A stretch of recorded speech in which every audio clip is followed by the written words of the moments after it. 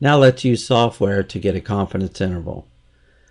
Let's go back to the last problem when we found the 95% confidence interval for the mean number of programming minutes for half-hour commercials. There we were given a sample of size 20 and used that to estimate the population mean. And then we found the margin of error and calculated then from that the confidence interval. So how do you get some of these numbers in Excel? Well, first thing I'm going to do is select a cell to program. So go up to F sub X, select statistical, and we have the statistical functions. I want an average, so I'm going to select average function, the average function, and then it's asking me for the address of the data. So I'm going to click and drag across the data set, press OK, and I get 22. And then select another cell. Let's go up and see if we can get the standard deviation. So I'm going to go down to the S's. Notice there's two standard deviations, one with a P and one with an S. We would select the one with the P if we were considering our data set to be our population, but we're considering this data set to be a sample from the population, so I want to select the standard deviation with the S. And again, it's asking me where the data is, so I'm showing it by clicking and dragging across it, and I'm going to hit OK. I get my standard deviation. So looking up here at what I did before, so far I'm getting the same numbers there.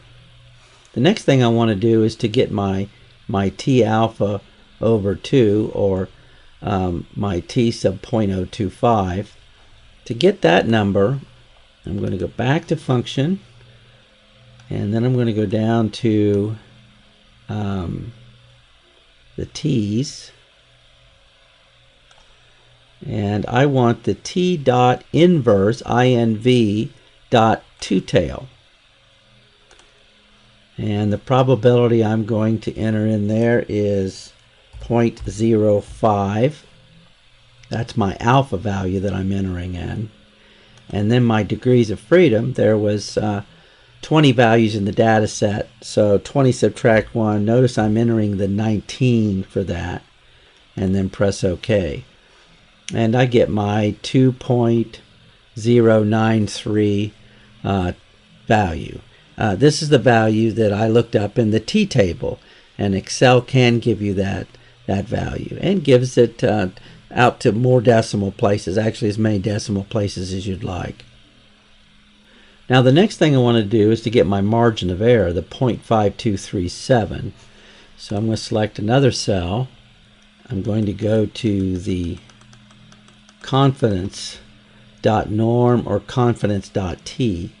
Now we used the confidence.norm when we did our example for the standard normal table to get the margin of error, and confidence.t is what we want here.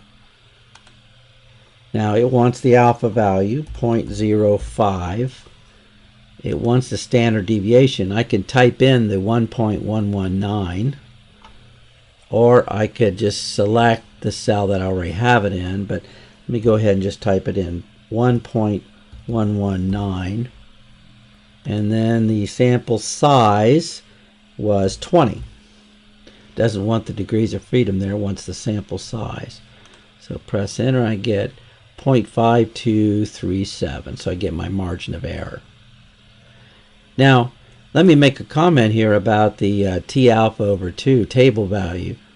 First, you can do something similar with standard normal, but 95% confidence in standard normal is always 1.96.